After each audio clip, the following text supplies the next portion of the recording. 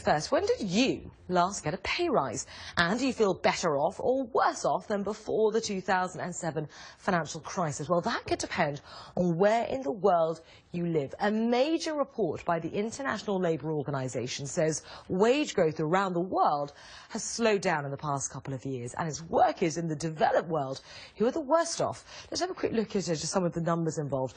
Global wages rose an average of 2% last year.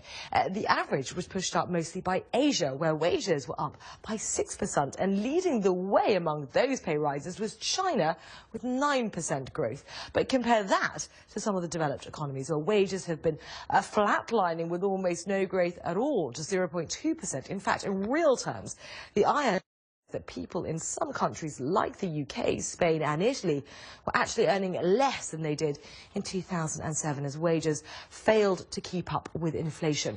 Well, Patrick Belser is senior economist at the ILO and the main author of this report, and he joins us live now from our Geneva studio. Many thanks for joining us on the programme here. So globally, we're seeing this convergence of wages between developed and developing countries.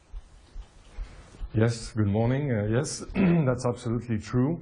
As you said, wages are stagnating in advanced economies and they are growing fast in emerging economies, so there is a convergence going on.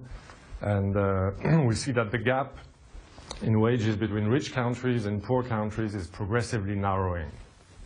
And it's staggering, isn't it? Particularly that growth rate that we're seeing out of China, 9%. But could that actually make China, interestingly, less competitive? Well, I don't think so at the moment, because productivity is growing very fast in China too. So what you see is really a very competitive economy moving into more high-tech kind of products and more skill-intensive kind of exports. So why are we seeing this stagnant wage growth in developed countries? Is it a result of corporate penny pinching or competition from that Chinese cheap labour? No, I think on the one hand it's of course the economic crisis which has had a big impact on wages in advanced economies.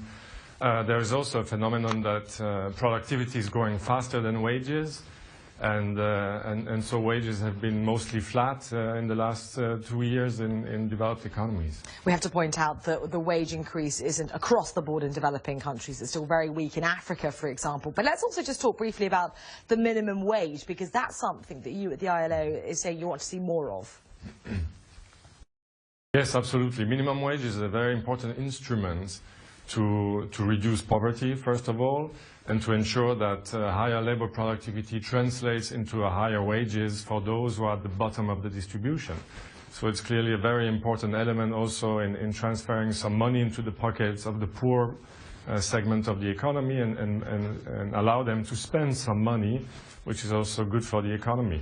And it's a very emotive issue as well, isn't it? Over in the United States, we've seen lots of protests on the streets exactly about this, the lack of the minimum wage or the fact that it's too low. Absolutely. And I think the whole art of the minimum wage is really setting it at a level that combines, on the one hand, the needs of workers and their families, but also takes into account economic factors, because, of course, you can't just decide to raise wages and by magic. So really, it's a fine art and it's a fine science to find the right level, which is sustainable for the economy, but which is also good for redistribution. Patrick Belser, senior economist at the International Labour Organization, many thanks for joining us here on the programme.